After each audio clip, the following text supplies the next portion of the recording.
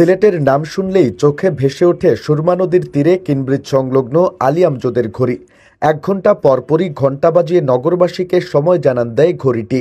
পর্যটকরাও আসেন ঘড়ি দেখতে নিয়মিত, কিন্তু প্রায় ১৫০ বছরের পুরনো ঘড়িটি এখন ঘুরছে অসময়ে।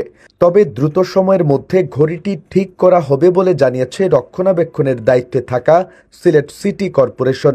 গত সোমবার দুপুরে মহানগরীর চাঁদনীঘাট এলাকার আলী আমজদের ঘড়িঘরের পাশে গিয়ে দেখা যায় ১০টা ৪৫ মিনিটে আটকে আছে ঘড়ির কাঁটা।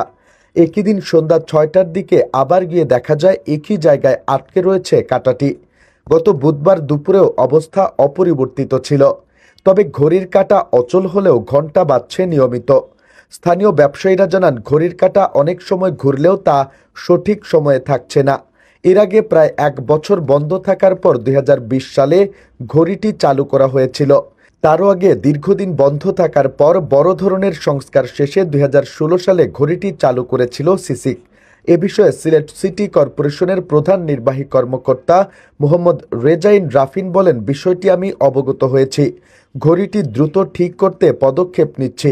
তবে কবে ঠিক করা হবে সে বিষয়ে সুনির্দিষ্ট করে কিছু বলতে পারেননি তিনি।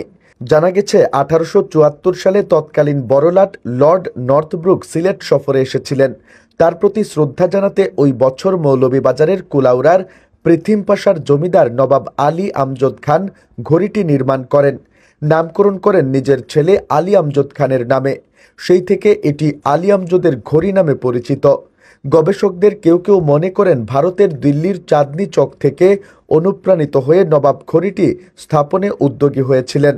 তাদের মতে সেই সময়ে সিলেটে ঘড়ির প্রচলন তেমন ছিল না, ফলে এই ঘড়ি থেকেই সময় জানতে পারতেন শহরের বেশিরভাগ মানুষ।